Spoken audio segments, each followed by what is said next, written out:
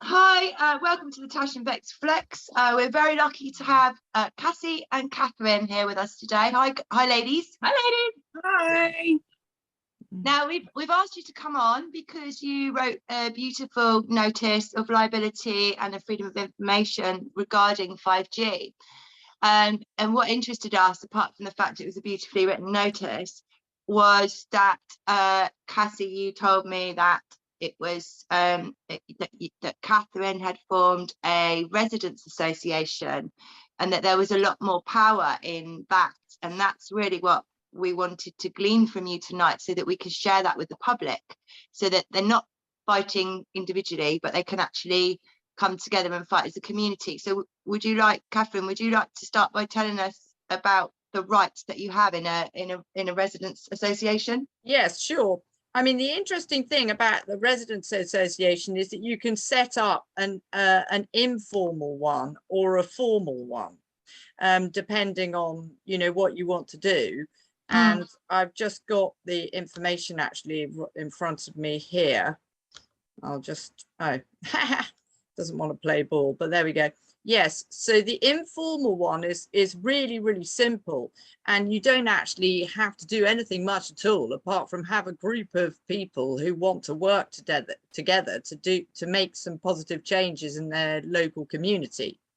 The formal residents association is you can do it under the auspices of an unincorporated association, which sounds a bit fancy, but actually all it is, it's the same type of structure as you have when you want to set up a hockey club or a chess club.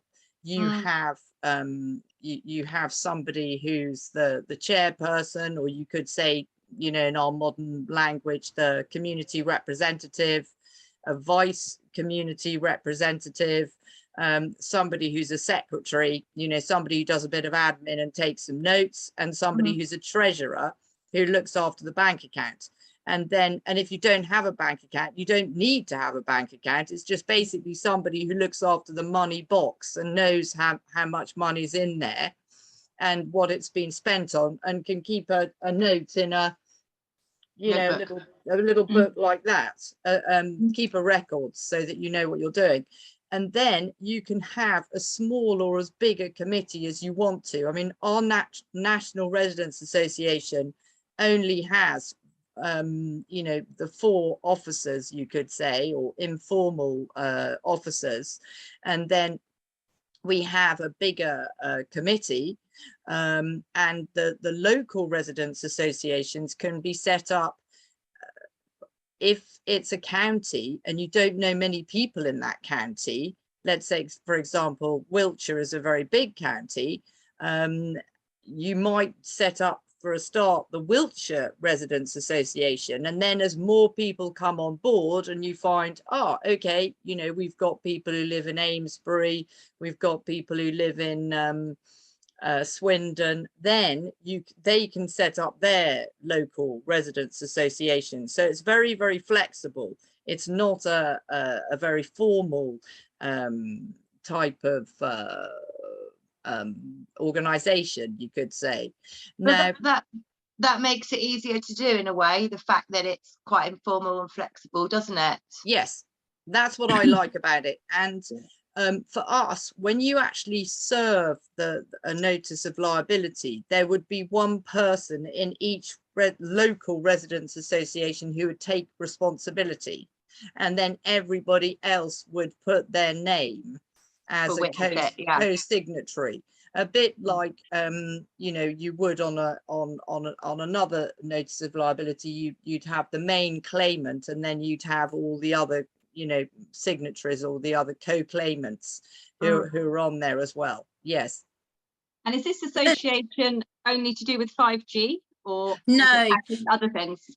Yeah, well, what we're going to do, so it's just to kind of bring people together, because what we noticed originally, and this is kind of how it started really, was that Katherine and I were talking about the benefits of an association And then I said, well, why don't we just create a national one?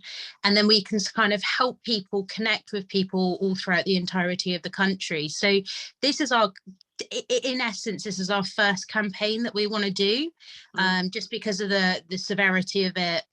But I think, next campaign we could start looking at fluoride or, all of these other ones. And I mean, we would welcome other people if they wanted to start other, campaigns or get us to start thinking about notice of liability, freedom of information. We would welcome that, because we can just roll that out throughout the entirety of the country. So more than happy to span that outwards. But I think it's the good thing about it is, like, for an example, we've got the Wiltshire Residents Association, and I know that there's people single-handedly fighting 5G on their own and the town on their own, and we wanted people to feel like they're working together. So therefore, if if you're in Wiltshire and the other lot, there's loads of people in another town, then they've got a whole county kind of setup.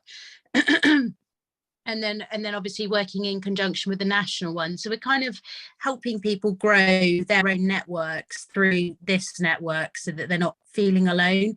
And also as well, helps people feel like there's a national movement. We've seen some very significant things since we've been doing this, but we can't necessarily say that is because of the National Residents Association. We can't definitively say that. But you've noticed an impact. In Yes. some areas that you've been working on. Yeah. I mean, to give chemtrails. So chemtrails is one we're getting asked about a lot, aren't we? People are wanting to really want to do something about freedom of absolutely. information. And this would be a great thing to use for that. I mean, Cassie was talking about impact. I mean, to give an example, this is the Mendip Somerset people are wanting to set up a local residents association, but they work together like an informal residents association. And they recently had a council meeting, a Mendip council planning meeting. And before this planning meeting, all the Glastonbury councillors had been served a notice of liability. And they actually decided that they were going to stop the application of this mast. So that was kind of, again, interesting timing. The Mendip Planning Council meeting went ahead with regards to one mast. Now, there was only one person who'd been served a notice of liability, and that was the chairman of the planning committee. Now, it turned out that 6 people voted against the mast. And 6 councillors voted for it, and the chairman had the casting vote. He'd just been served a notice of liability, and guess what? He voted against the mast. Now, as this Cassie is what we were said, saying earlier about the notices. It's yes, like people say they don't do anything, but actually, as an individual, when you get a notice served to you, that's not very nice. No, and it's going to make you think about what it is you're doing. And perhaps tap into that sort of just sort of having a bit of a that's the psyche, isn't it? The psyche of people, because I think when they start seeing those freedom of information, they're thinking, hang on a minute, how come all the birds and the bees are dying, and then how come all of this stuff, and why is that happening, why am I getting headaches? And it's tapping into the psyche of people, because I think, like you said, when they realize that, that's why, when I wrote the freedom of information, I was thinking about specifically who that was going to be going to, because it is about tapping into the psyche of the people 100%. It was very, very thorough freedom of information as well. Yeah, it's good. It was very good. Your notice and your FIO was really good. That's why we thought, we need to speak to these women. We've had a lot of advice, on what we're doing. We've had a lot of feedback from people who've done other notices, and because I had actually written one notice which was used by a lot of people around this, the new laws, taking away our code of rights. It was just a little bit earlier this year, and we sent that out to numerous officers. And I think the freedom of information request also, that Cassie put together, because of her background as a surveyor, she's used to writing these kind of technical documents. and it may, we have got a reply to this, haven't we, Cassie? A very detailed reply to this Freedom of Information request, which you just sent me. Yes. It's actually interesting to see that it has been replied to in detail, because I think that this Freedom of Information request could also be, as Cassie says, an application to people's conscience, I should say. Yeah, it's tapping in on the conscience, isn't it? And I think as well, they could be hoodwinked to some extent too, can't they? These people, they might not understand all of it, and you're basically perhaps opening their eyes to things as well that they weren't necessarily aware of. That's exactly right. The first point is, have they got a safety risk assessment for each small cell or each mast? And they'll probably be thinking to themselves, no, we haven't. Have you got a record of the testing that would have taken place to demonstrate safety for local residents? And they might be thinking to themselves, no. And the fact that everyone around the country will be sending these, all the residents associations around the country can send these documents.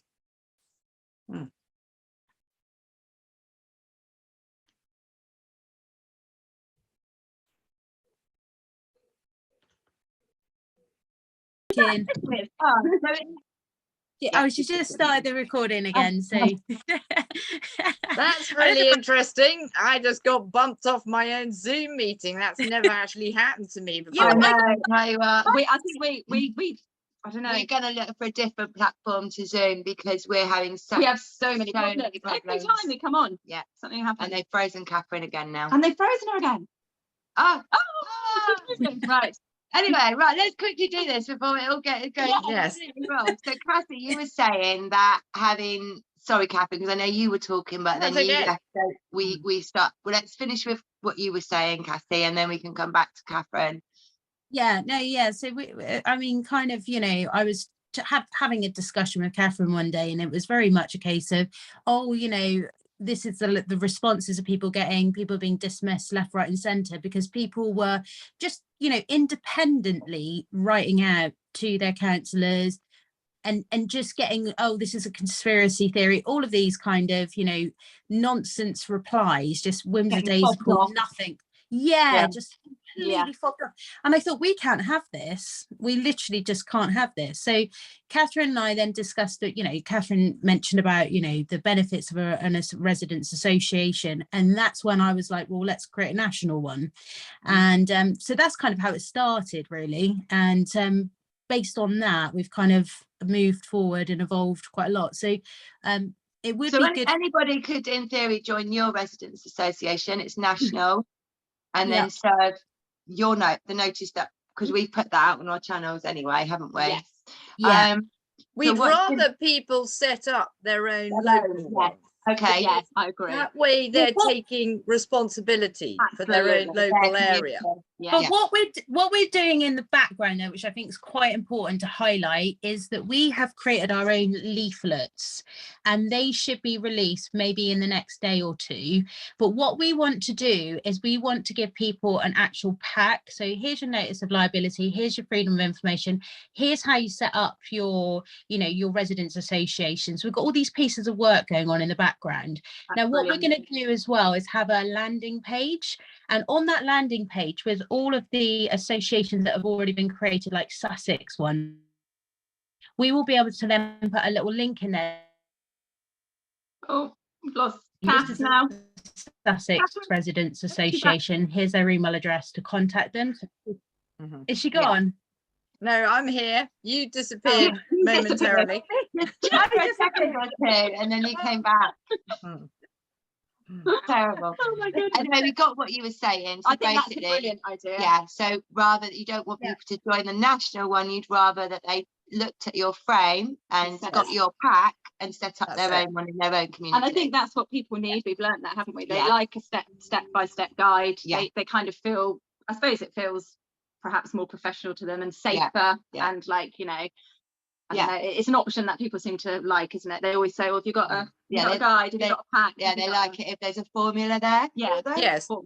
Well, yeah, because we're just trying to make it easy for people, I guess, really. So like we've got our channel now, the National Residents Association, and I guess really so yes, that's on Telegram, the National Telegram Residents Association. Cool. Yeah, you're breaking we got up, our own. so we'll just Okay, I'll shut up.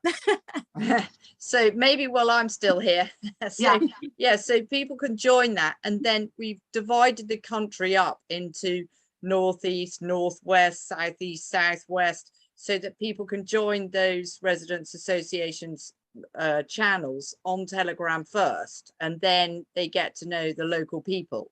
I'm sure you've had the same thing. It's a question of you know, we're quite a small group of people, and we can't monitor what's going on Telegram all the time because we've got so many other things to do, as to whether these groups are ones where you can communicate on, or a channel where we just put out the information, because ideally we want people to be able to communicate with each other. But there are, as we know, people who come on and set the cat among the pigeons. And it makes it hard work. It's hard work if you've got to constantly monitor a chat and stuff like that, doesn't it? Whereas if you can just put information up. So I think if it's an information service, perhaps at that stage it's better just to have it as an information. A bit like the notice of liability ones that we had. Evidence pack. That was an evidence pack, and people just, you know, we just uploaded all of that, and then you don't have to worry about all the so it's interesting that you did that. That's pretty much what Cassie and I have decided to do. I think so, you just want a broadcast channel with no chat group. And then it keeps it really simple, and it also just keeps it clean, doesn't it? And you're not going to get anyone else isn't going to interfere or intervene or put up perhaps conflicting information or everything. It's just your work on your channel, and we can direct people then to your channel. That's brilliant.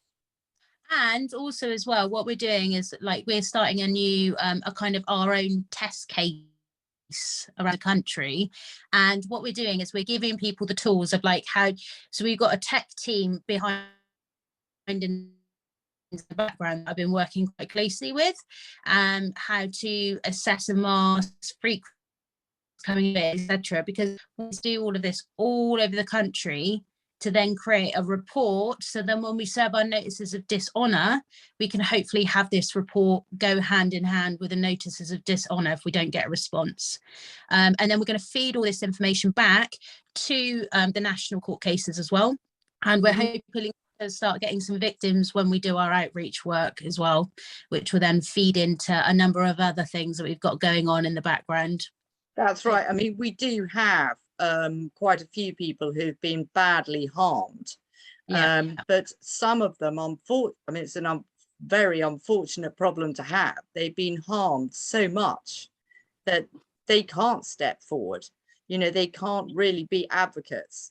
And this is what happened in the situation in the mast at Radstock in Somerset, where there was a family who lived close by, but you know, they were so harmed they couldn't step forward to speak out against the mast. Well, it's confidential. Do you see what I mean? Because they didn't step forward just to, you know, sort of I see what you mean. But you know, the situation is different actually in another area. Also, it's at Keynsham, which is just outside Bristol. There's a mast which is being proposed to go up onto the roof of a school. It's already been opposed once, and then successfully, and then it was sneaked back in again, the application. And there is a lady and her family who are willing to testify. So this is what we need in different places, and the more people who step forward, the better, because it makes our case stronger. And the meter that we're using is it's something called a Safe and Sound Pro, which is going to be the one that we recommend throughout the whole country, because this also ties in. This is not our work, but it ties in with some work that Magda Havas, who's a very, very long-term Stop 5G campaigner, is doing internationally. She's creating an international survey and it's with the Safe and Sound Pro meter. So it means that all our residents associations, where, as Cassie said, when they take their readings and do their outreach looking at the local masts, their readings will be able to be used for this international survey. And obviously the more people get on board, the better. It's going to raise a lot more awareness. The one thing that I'd love to say here actually though as well is based on you know, everybody that we know that served a freedom of information and notice of liability, we're asking them to send these responses to us, and I think that's really important for the purposes of the information that we're collating to build the. And obviously we've got another situation that I don't think we should just yet, but we hopefully will be able to have more of an update, and when that's officially, you know, that all of this evidence will then feed into a variety of different court cases. So that would be something that's really important. And also the outreach work that we're intending on doing. So the plan is to get people to start assessing the mass in their local area, and then do what we would define as an outreach work. And outreach work basically means you know, people that might be happy to go and knock on a few people's door and say, look, you know, just wondering how you're getting along with a mask. How have you found it since you've had it outside your house? You know, has it caused you any problems? You know, these are the symptoms. Would you like a leaflet? And then on the back of that leaflet, that's why we're going to personalize them to like Sussex Residents Association, for an example, so that then they can get in contact with them. And then if people are happy to, you know, come forward and, you know, offer evidence, then we can, you know, take that to another level as well. Yes, and following on from that, sorry. Following on from that, we'd like to approach council officers and get them to come out to the mast with us and show them the readings.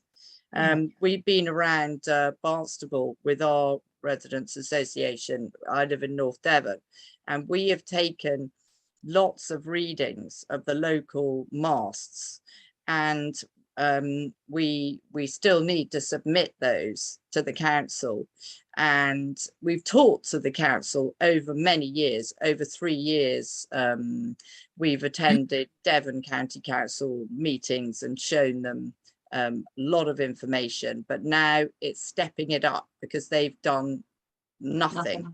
And in Devon particularly, they had a scrutiny committee meeting. They had a consultation. They had an online consultation, and we went to their in-person consultation at County Hall in Exeter. And I saw their pie charts. I've got a picture of their pie charts, and it showed 75% of people were against the 5G technology rollout, and only 25 people were for it. We actually went to the pro meeting, because we went to the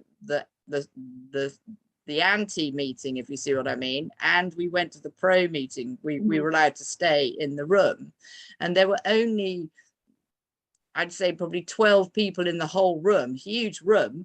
And there were 6 or 7 councillors, and the other people who were there didn't know anything about the dangers of 5G at all, but we were able to illuminate them. Yes, to deliver the information. That's right. So this work has been going on over many years, the campaign, and we've developed it because unfortunately we've discovered that they're not doing anything at all, even though their pie chart said that 75% of people who'd taken part in the survey were against 5G.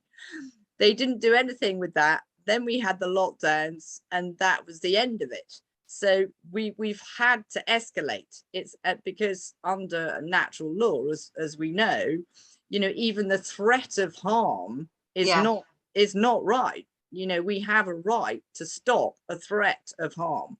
So that's why we've now escalated it to this stage. And while we were all in hard lockdown, they were putting it up, pop them up everywhere, all over the place. So many where we are. And I tried very hard in 2018 in my area to stop 5G. we used to do the same thing. We've got a mast in a school playground here. Horrible. Yeah, and Horrible. we took the meter, we showed the headmaster, it went to the governor, the governor agreed it should be moved, and then it went to the trust, but because all schools are trusts now, it went to them, and then we got locked down and we've never heard anything about it. And now they popped closed it all down. Yeah, you think of like the roads still there. Paintings Torquay, they're every different ones, like the earbud ones, the horrible floppy thingy ones, but they're just everywhere. Loads. They've just gone ahead and done it without any you know, lawful consultation with the people of the community, which is why you're right. You know, we've gone through 2 years of what we've gone through, where we need to get back on. So a lot of us were fighting 5G and kind of got, I did definitely. Don't you? Well, I got sidetracked into something, you know, what we all know we've been dealing with for a couple of years. So but we love what you women are doing, and we'd really like to sort of keep in contact, and any further paperwork you want out there, any campaigns, also your channel, we can plug that on our channel. So once the channel, and sort of on Truth Pills as well. That covers that's a bigger channel. National one. Ours is just a little Devon one, isn't it? So but great. But the other one should reach quite a few people. That's got a big membership. So is there anything else you want to I'm just aware of the time, Catherine, because I know you've got another meeting. Is there anything else that you feel we've not touched on or mentioned that you'd like the public to know about serving these notices and residents associations? I think something else which is associated, you mentioned this mast, which has now gone up, and a lot of people, they feel totally powerless when this happens, especially if their children are at the school or if it's outside their home. Wonderful. And what we can then do, and we're working on this as well alongside, is something called a statutory nuisance complaint, which a friend of ours wrote this brilliant document, and it was pioneered in Exeter. It was a couple of years ago now. And we're actually going to do more on that. And this will involve the magistrates' courts. And it could be another tack. It's not the same, but it will be a tack on masts that are already in situ that we consider are doing harm. Try and get them taken down, sort of thing. Yes. It's obviously the idea. And that's why the evidence again is so critical. So anybody that gets any information back, we want to keep on assessing it as well, so to see what sort of responses we're getting from different pockets of the country, tallying all of the information up, seeing what's going on, and just making an overall analysis on it, if that makes sense. So that's really helpful. That is. So get your feedback fed back. Get your feedback back. Yeah, then you can collate and look at what's going on nationally, can't you? Yeah. And do you think 5G is on? Is it turned on all across the country? Is it at different frequencies, different levels across the country? That's right. Assessment all over the country right now, so we've got different residents associations, so if anybody wants to get involved in that, we can give them guidance and how to do it. Like I said earlier, we got a tech team that's been on a step-by-step guide for people as well with regards to that one. So if anybody wants to get involved in that, then they're more than welcome, and we can dish out the for that as well. And also we do have a helpline, so which we advertise with the email address, and so people can call that number, and we think that probably more and more people will do that. Start calling that number. Well, you're doing amazing work, ladies. Fascinating work. Really fascinating. Yeah, well done. And if you can let us have, the phone number, the email address, and anything like that, we can pop it. We'll keep pumping it out. We'll pop it under this interview, and hopefully, because I think there's a lot of people want to do something but feel like they don't know what to do. It's already right. We tried to stop it, and now it's here, and then there's that lethargy of when actually there's still a lot can be done. We can take these things down. And having the backup and the support. The community. Community is so powerful, and I think that's one of the really big lessons that we've all learned from the last few years is how much we need each other. That's right. Thank you for your support as well, because that's exactly these kind of partnerships which are so important. Yeah. And we'll pass on, you know, your message about your channels and what you're doing as well. Well, we don't need any. I don't know. We couldn't even sort out a Zoom call tonight, so but we are very what's the word, shadow banned, and yes, so yeah, we have lots of technical problems all the time. They're trying to stop us, but it doesn't work, does it, Tash? No. Anyway, thank you ever so much, ladies, for giving us your time, and also for all the hard work you're doing, and all the amazing packages that you're putting together to make it very easy for people to get involved and become part of the Pushback. And lovely to talk to you both and to meet you both. Lovely to meet you. Thank you. Bye, ladies. Bye. Bye.